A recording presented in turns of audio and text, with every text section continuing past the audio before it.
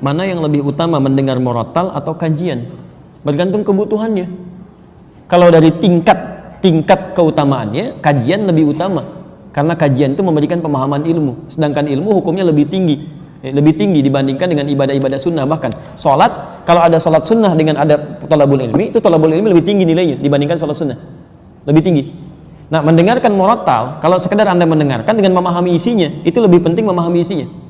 Saya beri contoh begini misalnya, kalau ibu mendengar murattal ada pahalanya nggak?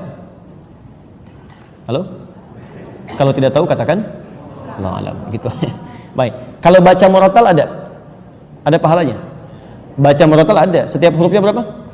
10 kebaikan. Lihat, baca ada pahala ketika baca 10 kebaikan. Kalau Anda cuma mendengar saja dapat pahala dari situ, pahala mendengarkannya. Ya.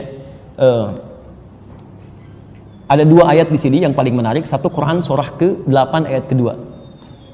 Wa idza tuliyat 'alaihim ayatuhu zadatuhum imana. Ada orang kalau dia mendengar bacaan-bacaan Quran bertambah keimanannya.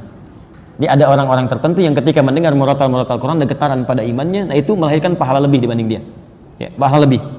Ada yang kedua, wa idza quri'al Qur'anu fastami'u lahu wa ansitu la'allakum turhamun. Jika dibacakan Quran kepada Anda, maka simak dan dengarkan agar kalian mendapatkan rahmat. Jadi orang yang mendengarkan bacaan Quran mendapatkan rahmat Allah Subhanahu wa taala. Lihat, Anda mendengar murattal Quran, rahmat Allah diturunkan kepada Anda. Tapi Anda mendengar taklim, Anda mendapatkan 4 yang diberikan oleh Allah lewat lisan Nabi yang tidak diberikan kepada selainnya. Apa itu yang 4? Di hadis Muslim nomor hadis 2010. Majtama'a qaumun fi baitin min buyutillah. Enggak pernah orang kumpul di satu tempat di rumah Allah. Yatsluna kitaballah. Dia kemudian bertilawah Al-Qur'an wa yatadarasunahu fima bainahum. Kemudian mereka membahas itu, berdiskusi, taklim dalam konteks kita. Illa, kecuali diberikan 4 hal. Ghasyiyatuhum rahmah. Allah akan menaungkan rahmatnya bagi orang itu. Anda mendengar bacaan murattal Quran, rahmat Allah diturunkan. Anda ikut kajian, ikut taklim, rahmat Allah dinaungkan pada Anda. Lihat sini, apa bedanya naungan dengan turun? Perhatikan, ini satu tempat. Rahmat Allah turun. Kalau turun itu kan bisa di sini, bisa di sini, bisa di sini kan? Halo? Baik ya? Ini kalau masuk di sini yang lain kan nggak kena kan? Tapi kalau dinaungi itu kan semuanya kena. Perhatikan, Anda mendengar bacaan Quran, rahmat Allah turun pada Anda yang di sana belum tentu dapat. Tapi kalau taklim, rahmat Allah dinaungkan, semua kena naungan. Satu. Yang kedua, nazalat alaihimus sakinah. Allah berikan sakinah, ketenangan pada jiwa orang yang belajar. Ketenangan. Orang Anda mendengar bacaan Quran, iman Anda meningkat. Ada getaran pada jiwa. Tapi kalau Anda mendengarkan bacaan-bacaan dari taklim, dari pelajaran, bukan cuma meningkat iman, tapi ada ketenangan dalam diri Anda. Ini hadis, kata para ulama, menunjukkan 2 hal. Satu, faidah taklim, mendapatkan kelebihan lebih. Yang kedua, memberikan gambaran taklim yang benar. Taklim yang benar itu berdampak pada ketenangan jiwa. Jadi kalau Anda belajar dimanapun tidak membuat hati Anda tenang, jauh dari Allah, berarti taklim Anda belum sempurna.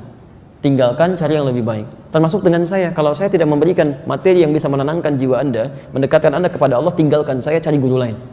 Cari guru lain. Saya tidak akan katakan harus ikut dengan saya, tidak. Cari guru lain, ambil faidahnya dan dekatkan diri Anda dengan Allah.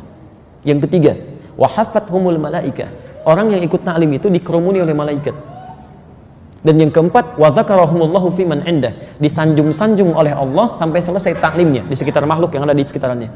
Anda bayangkan, Anda mendengar murattal Quran cuma mendapatkan 1, rahmat Allah. Tambahan bonusnya getaran jiwa. Tapi kalau Anda ikut kemudian taklim, pengajian dan sebagainya, dan sifat pengajiannya benar, maka 4 diberikan, 1/4. 1/4. Ya, apalagi dalam bacaan kemudian taklimnya itu disinggung tentang ayat-ayat Allah, dibacakan juga, pahalanya ada, plus lagi dengan yang lainnya dan seterusnya. Allah Ta'ala a'lam bissawab. Wah. Ya, ada kemuliaannya walaupun mungkin tidak sama dengan yang datang. Ya, yang di YouTube ada, Masya Allah, Anda jauh masih mau mendengar, ada orang dekat nggak mau datang. Ya, itu luar biasa gitu kan? Ada pahalanya. Ada pahalanya, pahala dia dari belajar, ada perubahannya, ada materi dia catat, dia pelajari, itu pahala besar sekali. Ada pahala besar sekali, walaupun dia tidak hadir ke tempatnya. Ya, ada pahalanya. Jadi pertama, pahala dari pelajaran dia, pahala dari penyimakan dia, pahala tekad dia berubah, pahala setiap dia menulis, pahala dia mengamalkan. Ada banyak sekali. Ya kan kaidah fikihnya begitu. Ma la yatimul wajibu illa bi fa huwa wajib. Ya kan? Sesuatu yang tidak bisa dilakukan kecuali dengan itu, maka itu menjadi hal yang melekat pada dirinya.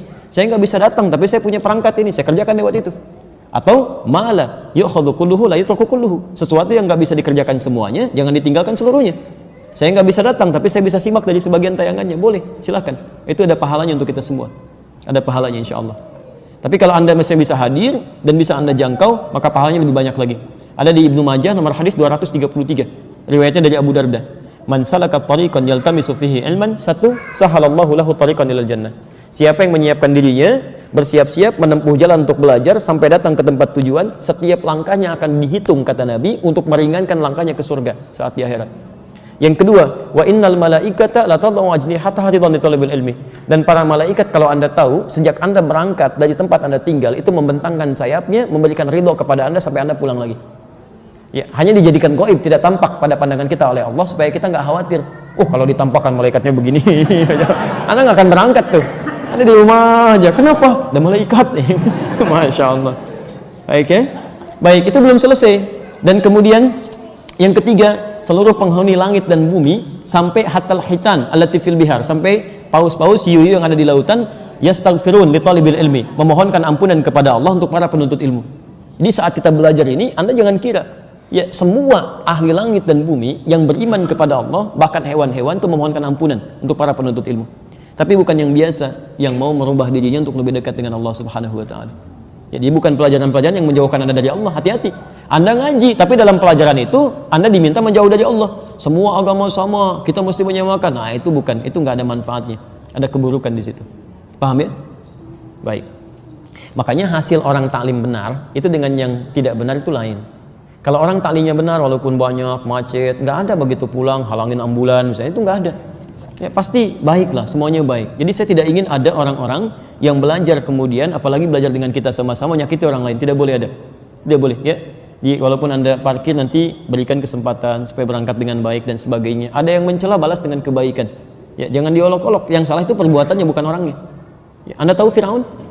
Tahu, kita dengar di Quran disebutkan namanya Firaun, zalimnya luar biasa. Tapi pernahkah Allah menyebutkan nama aslinya? Tidak. Inisialnya aja. Firaun kan dari Faraoh, Raja Mesir. Gak pernah disebutkan namanya. Karena yang salah bukan namanya, yang salah perilakunya. Antum lihat Firaun, jahatnya luar biasa. Begitu dikoreksi, kesalahannya dikoreksi. Namanya nggak disebutkan, nama aslinya.